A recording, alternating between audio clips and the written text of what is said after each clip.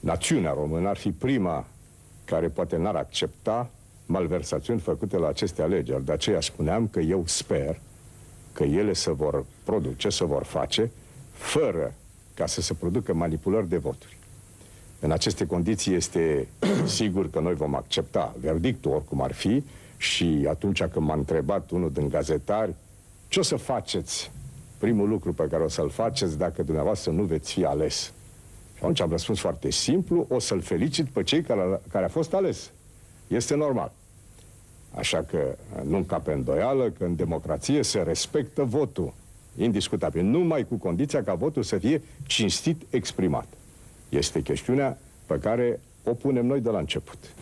Doriți dumneavoastră? Eu am vorbit tocmai acum. Bine.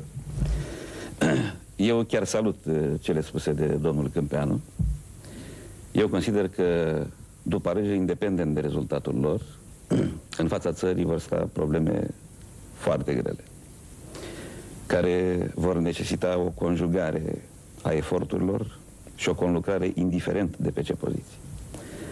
Sper, în primul rând, într-o maturizare a vieții politice, deci inclusiv a formațiunilor politice, ca să putem trece peste marile greutăți cu care ne vom confrunta. Adică nu va fi o mare plăcere pentru cel ce va veni la guvernare. Va fi mult mai simplu să faci opoziție. Domnul Rațiu? Mai un moment, mai puțin. Parcă, dacă am înțeles bine, întrebarea e ce faceți în ipoteza că nu sunteți ales. Da, corect. Da. Atunci îl întreb pe domnul Iliescu ce ar face în ipoteza că nu e ales. A spus ce ar face în ipoteza că e ales. Exact ce am spus. Independent de rezultatele alegerilor, indiferent de postura în care mă voi afla, mă voi simți obligat și eu, ca și colegii mei, să conlucrăm la edificarea acestui program de renaștere a țării, pe baze noi, pentru a structura o veritabilă democrație, pentru a însănătoși economia, pentru a însănătoși viața spirituală, climatul moral al societății românești.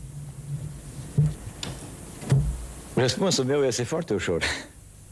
Toată viața mea am luptat pentru democrație.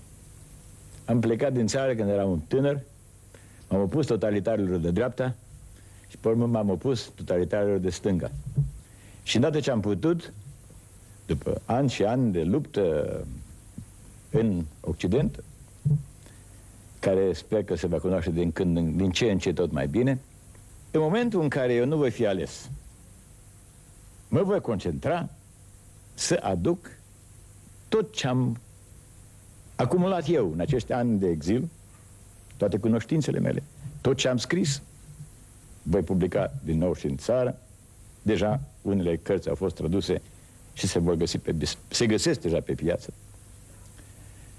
Și voi lupta ca să caut să aduc elementul esențial al democrației, care nu este jocul numerelor, cifrelor. Cine are majoritate? Cine dintre noi trei astăzi o să aibă numărul cel mai mare de voturi? Nu este democrație. Democrația însemnează o înțelegere că omul este în centrul societății și toate instituțiile se învârte în jurul lui. Că democrația însemnează că l-asculți pe om și pe urmă îi respingi punct de vedere. Democrația se poate, chintesența democrației, se poate exprima într-o singură frază. Voi lupta până la ultima mea picătură de sânge ca să ai dreptul să nu fii de acord cu mine. Dacă ești în stare să faci treaba asta, atunci am început să învățăm ce însemnează democrația.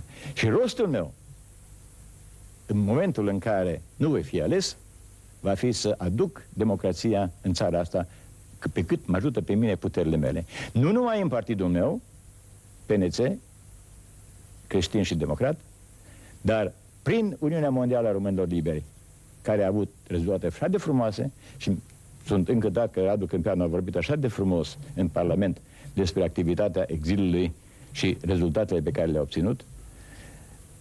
Va trebui ca noi, cei care cunoaștem datele fundamentale și cunoaștem mecanismul și respectul reciproc între oameni care trebuie să existe pentru ca să funcționeze o democrație, toată viața mea voi devota acestui scop.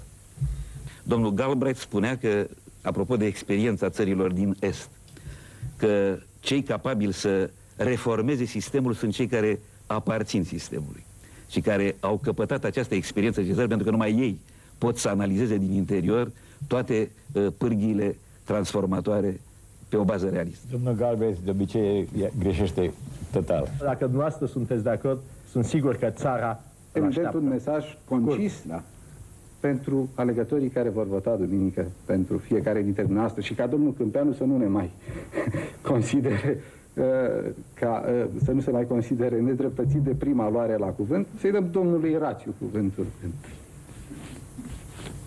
Sunt foarte onorat. Domnul Iliescu probabil ar dori să facă el. În orice caz, sunt gata să fac.